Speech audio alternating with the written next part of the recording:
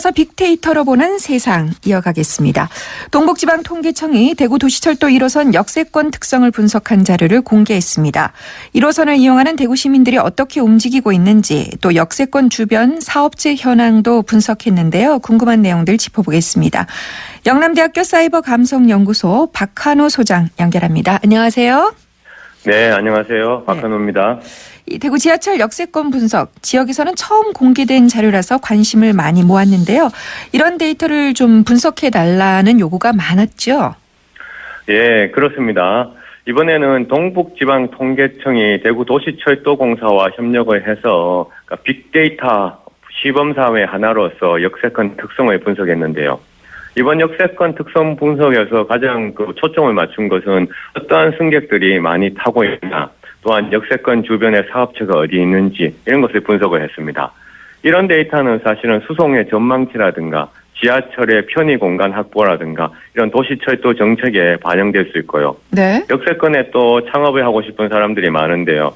창업 희망자라든가 혹은 투자자 이런 식의 역세권 통계 요구, 새로운 통계 연구에 우리는 또 만족을 또 줄 수가 있습니다. 네. 사실 역세권 하면 역 주변의 그 상가들 이런 개념으로 알고 있는데 부동산 거래를 할 때 걸어서 10분, 15분인데도 역세권이라 이렇게 소개를 하더라고요. 역세권의 정확한 정의는 어떻게 잡고 있나요? 예, 사실 좀 역세권이라고 한다면 우리가 지하철 역을 중심으로 해서 상업 및 업무 활동이 이루어지는 그런 곳을 얘기하는데, 우리 법적으로 얘기하자면 반경 500m를 얘기하는 것이고요. 하지만 흔히 간행적으로 우리는 1km, 한 1000m 정도의 역세권이다라고 이렇게 얘기를 하고 있습니다.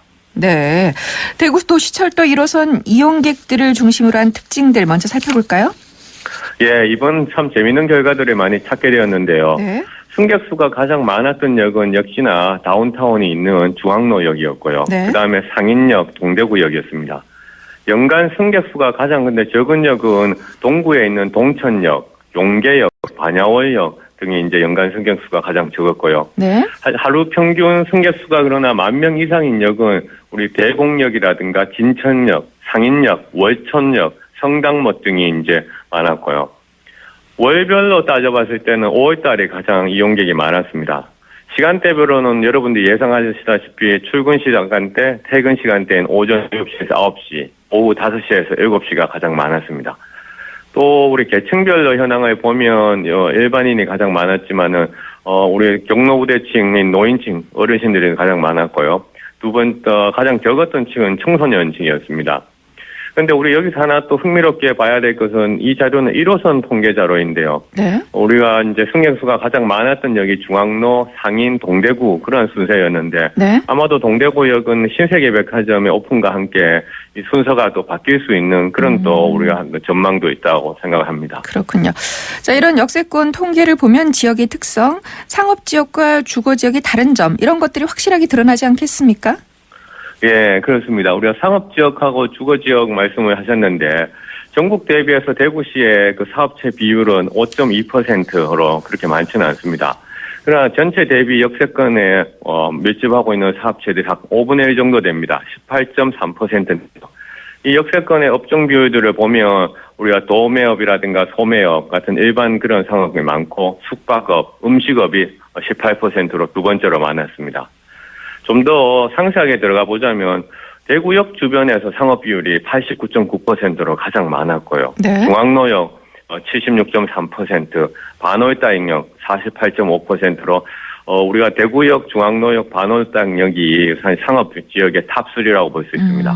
네. 주거 비율의 경우에는 앞서 우리 봤던 용계역이라든가 반야월역, 아야용교역이 99%를 넘으면서 주거 비율이 높았는데요.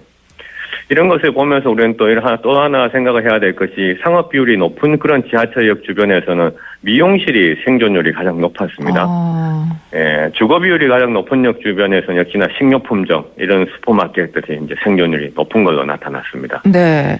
어디에서 어떤 사업을 할지 그 자영업자들은 이런 정보를 아주 중요하게 활용을 하겠네요. 네, 그렇습니다. 특히 최근의 기사들을 보면 대구 지역의 자영업자들의 부채가 가장 전국에서 높은 걸로 나타나고 있거든요.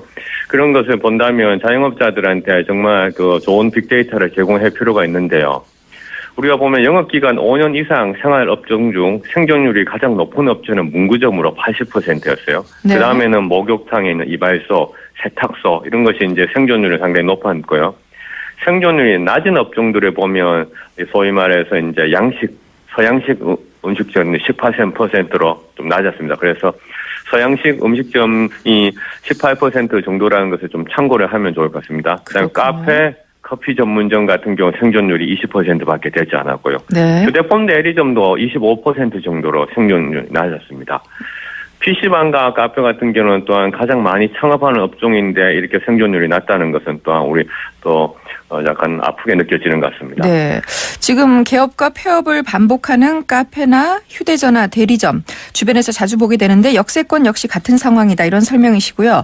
계층별 승객 수가 사업체 수와 일치하는지 이 부분도 궁금하네요. 예. 참, 재밌는 현상을 또 찾았는데, 앞서 이제 대공역의 경우에 보면 청소년 이용객이 가장 많았습니다. 대공역은. 네. 그런데 다른 지하철역에 비교해서 대공역에서 소위 얘기한 입시 학원들, 일반 교과 학원들이 많이 나타났어요. 이런 것을 봤을 때는 이제 지하철역의 특성과 그다음에 사업체의 특성이 유사하게 나타났다는 것을 알 수 있고요. 네. 또한 지하철 같은 경우가 이제 생겨나면서 금융업, 보험업, 교육, 보건업 등의 고용자 변화에도 좀 영향이 있고요. 그다음에 이제 성당역의 경우에는 경로 우대자들이 많았는데요. 그렇다 보니까 이제 식당, 한식점이라든가 혹은 중고 물품이라든가 혹은 주점이라든가 이런 노년층을 겨냥한 그런 사업체들도 꽤 있었습니다. 그렇군요. 우리 생활과 밀접하지만 우리가 미처 몰랐던 재미있는 통계 분석 자료들 오늘 말씀 잘 들었습니다. 고맙습니다. 네. 지금까지 빅데이터로 보는 세상 영남대학교 사이버감성연구소 박한우 소장과 얘기 나눴습니다.